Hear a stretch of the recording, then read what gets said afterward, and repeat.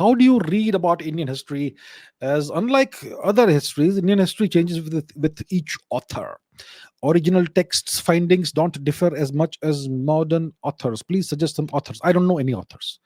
Indian history, if you want to read Indian history, you have to read. How do you read Indian history? Look, I have a bunch of books here. Okay, not these here. There's another bookshelf over here, which you're not able to see, and there are more bookshelves here. I have a tremendous amount of books. Many of these books are about Indian history. I have a whole section of books about Indian history. Some of them are by people like R.C. Majumdar. Um, some are by foreign authors and so on. Okay, um, A.L. Basham, the wonder that was India, uh, and so on. You will find that any single book that you read that deals with Indian history, there are distortions. Even the best meaning author, the author who loved India, even that author's book, you will find distortions in that book. R.C. Majumdar was a firm believer in the Aryan invasion theory. Well, he lived 100 years ago, died roughly 100 years ago. I'm not sure when he died, but the books were written a long time ago, decades ago, almost 100 years ago. So those books are going to be outdated in a lot of ways. But even if you take books written more, more recently, most of these books are going to say that the so-called hypothetical Aryan invasion happened, that Indians are descendants of Aryans and Dravidians, which is utter nonsense. And other books will have other flaws. There is not a single book that I can think of that doesn't have all of these flaws and distortions to some level. And that's why I never recommend any book on Indian history. I think I have a video on this channel. If you go back to the oldest videos, I think there is a set of book recommendations, and in those books also you will find distortions. So how do you read history? Most of you, if you read, you will end up being misled and you will end up absorbing lies.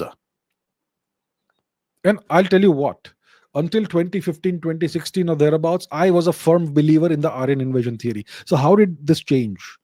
It changed when, so I was on Twitter. Back in the days, it used to be called Twitter. And on Twitter, I used to tweet about history and stuff, okay, back in the day, 2016, 2017, around that time. And all the time, people used to tell me, please debunk the Aryan invasion theory. The Aryan invasion theory is a lie. And I used to get irritated with them. That this is a scientific fact. All the authors are in agreement. There was an Aryan invasion. So why can't you accept facts? Why do you have to push back against everything?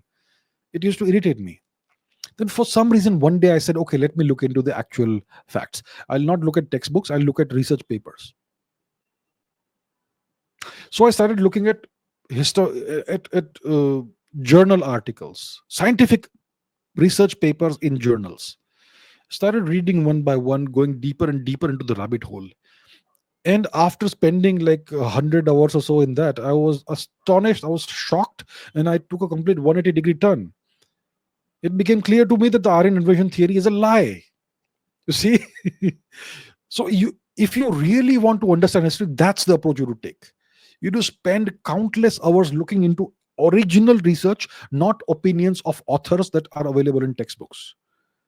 But most people can't do that. Most people don't even know how to read a research paper. So for the average person, the only recourse you have is, the best thing you can do is to spend a few hours and read a textbook or a history book. But that is going to have opinions of the person who wrote it's going to have the known and unknown biases of the author who wrote the book. Right? So that's why I prefer not to recommend authors and books. There is no book that is without distortions and biases. So how do I read it? I am aware of, first of all the lies and all the distortions that I'm aware of. I'm sure there must be more that I'm not aware of also. And I'm aware of the techniques that these people use to mislead the reader. So when I read a book, I know exactly whether the person is going to lie. And the moment I see it, I know, okay, there you have it. That's the lie. So there are entire sections that are lies. There are sections that are distortions, subtle distortions, and so on. So I, over the years, have learned these techniques and these techniques that people have of lying and misleading the audience. So if you if so I take a book, I know, okay, some parts are going to be lies, but some part is going to be of some interest to me, so I'll read that. That's how it is. That's how I read it. But it's not something everybody else can do, unfortunately. So I don't know what to say. uh, if you really are interested in history, you have to actually find time to read research papers. And even in research papers, you will have distortions and lies. So they'll put one sentence, okay, and which will be an assumption without any basis, and then based on that sentence they will build a whole edifice of lies around it. So the assumption they'll kind of make is that, uh, we found so and so genetic lineage in so and so area, so it's associated with the origin of the Indo-Aryan languages. How is it associated? But they'll just put one sentence there, and if it is not challenged, then they can build a whole article around that based on that assumption. The truth is that there is no way to link DNA with a language, but they're gonna use that assumption. So even research papers are full of lies at times. Many of them, especially the ones that deal with the Aryan invasion thing and all that, and that's just the way it is. So I cannot suggest authors, because if I suggest authors and you'll read them, and then you'll come back and point fingers at me that you suggested this author and that author has made this statement, and how dare you suggest this. I get a lot of that. That's why I don't recommend any authors.